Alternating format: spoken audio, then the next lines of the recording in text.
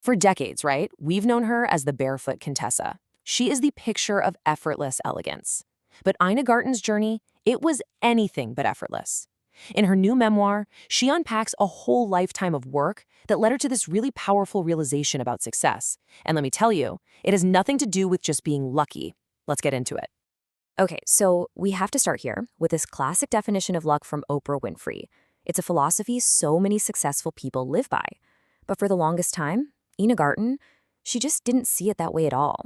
And actually, her view on it sparked a now famous exchange between the two of them.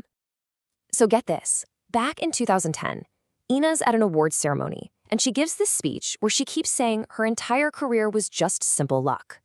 Oprah was in the audience and remembers just wanting to go up there, give her a little love tap, and say, "Honey, you make your own luck." And that's the real question, isn't it? The journey from believing she was just lucky to finally understanding the power of preparation, that is the entire story of her memoir. And the answer reveals a life that was so much more complex and frankly more challenging than most of us ever saw. So to really understand her journey, we've got to go back, way back to the beginning. From the outside, her childhood looked, perfect. A surgeon for a father, a mother with her own business, a beautiful house in Connecticut. But inside those walls, it was a totally different story. And this just lays out the divide perfectly. Her mother literally kept her out of the kitchen, telling her, "Your job is to study." Food was just fuel. It wasn't about joy. But all Ina craved was comfort. Gooey peanut butter and jelly, warm cookies, the simple, satisfying things that just make you feel good. And that craving, it would end up being the driving force of her entire life. So she did what was expected of her. She landed this super serious job in the White House, writing nuclear energy policy for Presidents Ford and Carter. I mean, it was incredibly high-stakes work. But she felt like despite all the all-nighters and these really important papers, nothing ever actually got done. And the most important part, it just wasn't fun. So there she is, 30 years old, feeling totally unfulfilled. And she makes a decision that looked absolutely crazy to everyone, especially her parents. It was this huge leap of faith, based on a single feeling, on a single word: fun. One day, she's flipping through the New York Times and sees this tiny little ad for a 400-square-foot shop called the Barefoot Contessa. So she and her husband, Jeffrey, drive 6 hours to this sleepy little town they had never even heard of. She walks in, she smells the baking cookies, the cheeses, and she just knew, instantly, this was it. This was the fun she'd been searching for.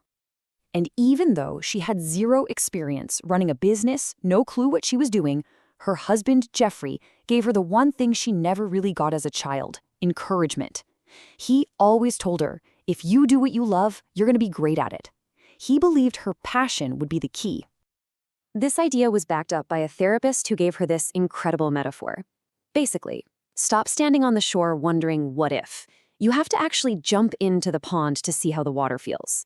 And once you're in, you try to find a stream, a current that carries you. If you keep hitting the banks, well, you're in the wrong stream. That's exactly what she did. She jumped. But jumping into that pond, that was just the very beginning. The reality of building her dream was so far from the perfect life we see on TV. It was grueling, and it really, really took a toll on her. I mean, the challenges were just huge. She had professional nightmares, like her first catering job being for a major drug dealer. The 22-hour workdays put this massive strain on her marriage, and she and Jeffrey even separated for a while. She had built a successful business, but guess what? Once again, she realized she wasn't having fun. She was right back where she started. She went to a therapist and said, "I'm not having any fun." And the therapist's response was so simple but so profound. He just asked, what would be fun? Ina realized she didn't even know anymore. But she managed to come up with two things: a convertible and a masseuse. And here is an absolutely amazing detail that just shows you the power of that moment. That week, she rented a red Mustang and she hired a masseuse. That same masseuse has been coming to her house every single Sunday for the last 40 years. A small act of self-care that became a lifelong practice. Incredible. So it was the actual process of writing this memoir, of looking back and connecting all these different dots from her life, that finally helps her put into words the philosophy that had really been guiding her all along. The title of the book actually came from a friend who heard it from Liza Minnelli, and the lesson was so clear. It's not about waiting around for some lucky break. It is about doing the hard work, the work nobody sees, so that when an opportunity finally shows up, you are ready to grab it. And that's when it all clicked for Ina.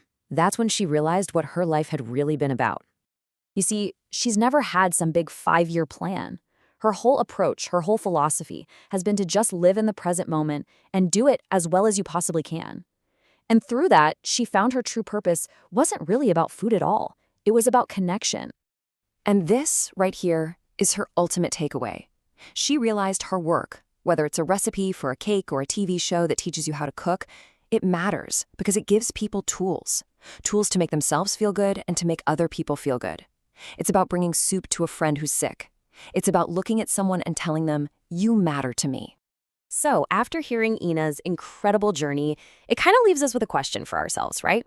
What pond are you standing beside? And maybe more importantly, what work are you doing right now to make sure you're ready when your moment finally arrives?